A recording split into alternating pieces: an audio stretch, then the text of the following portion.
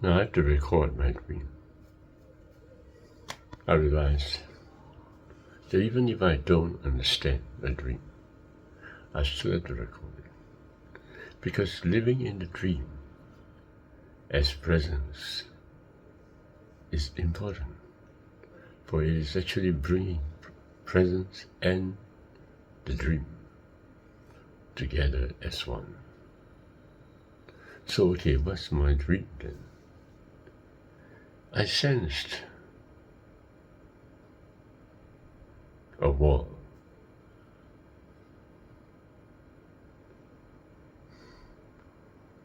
But that was not enough for me. I construct the wall. How? I add file. There was a software that I used and I add wall. So in other words, I drew the lines of the wall. East to west, north to south. And I sense, after doing that at least there's some kind of shade. It was a more beautiful wall than it was before. So what's the meaning of this dream?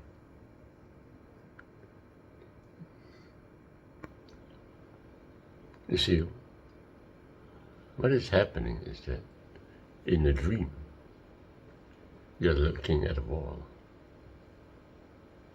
What is given to me is simply east to west and north to south. But only when I start drawing it myself, then I can give some kind of 3D effect to it. Moreover, I can sense myself drawing that wall, and in so doing, I sense myself. But what's interesting about that dream was that I did not draw the inward direction. I draw the east to west, north to south, but I didn't really draw the inward direction. But yet, I noticed that the after effect of that drawing which I did, using my hand to do so, the inward direction is brought about, because then I sense myself drawing.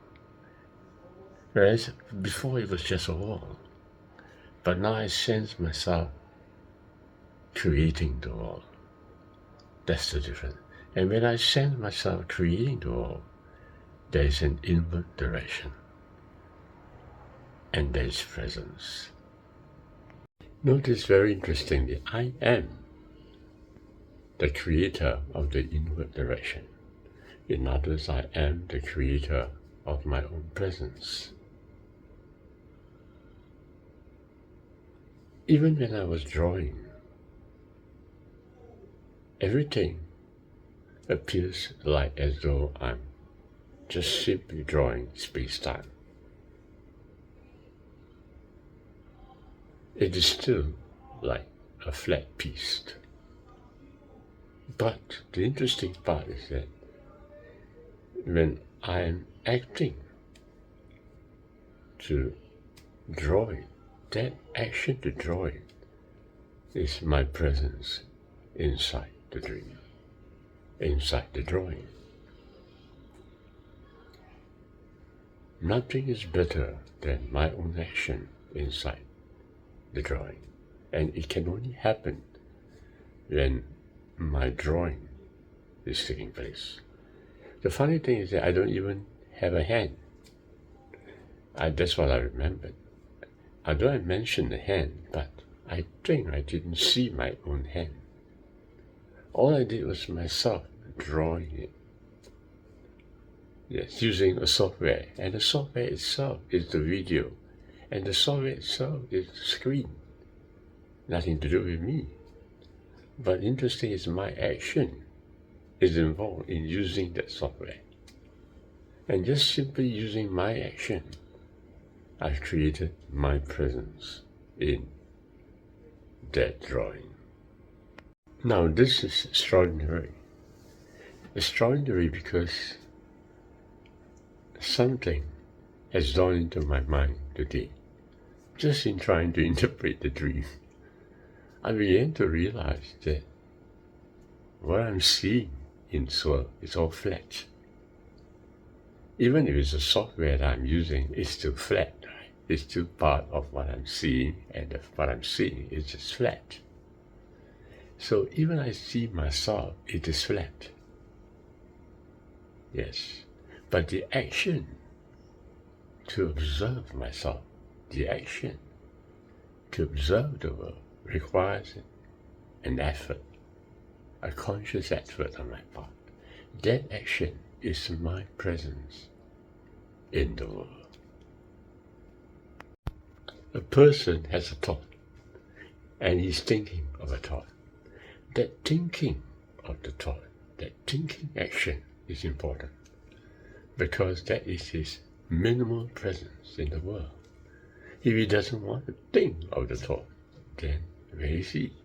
The thought is not himself. The picture he drew about himself, that picture is not himself, but it's the action of drawing himself which has got a minimal effect of giving himself a presence in the drawing. I didn't see it this way before, but today I saw it, and that's how the dream is important, because the dream gives me insight. And why? Because my presence in the dream, together with the dream itself, is bringing about reality. So when the child is young, he just came into the world. For the first 21 years of his life, he simply observed the world. He studies in school, but he has minimal understanding of what himself is, because everything is an experience that is before his eyes. But when he performs an action, he don't observe his performing of the action. He does not know or seems to be aware of his performing, and that's why his presence is minimal.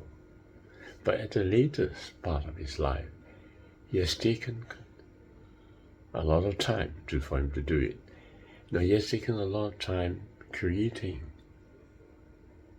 his world, thinking the pictures that he has created. And this allows him to feel the sense of presence in the world. And that is important, for that is creating God in his world. Any person will do, but normally a person thinks about God. He thinks about an object called God, and then he trusts that God. But the problem is that he's not drawing to God. That's the point I'm trying to stress out. He's merely thinking of God and thinking that the God will help him, but he's not drawing himself, the God that he desires for. So that is not a good thing. What a person therefore needs to do is to discover God in himself.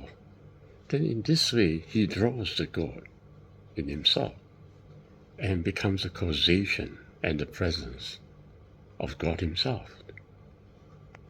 In one of my videos, I mentioned that without self-abasement, there's no self-crushing. The sense of being, the sense of presence is not easily felt. You're drawing everything in the world, but if you don't get self-crushed, you don't sense yourself. Now, concerning the watching of my own body, especially your own nakedness, there's a form of self-abasement. You felt yourself crushed because there's nothing that you're wearing on.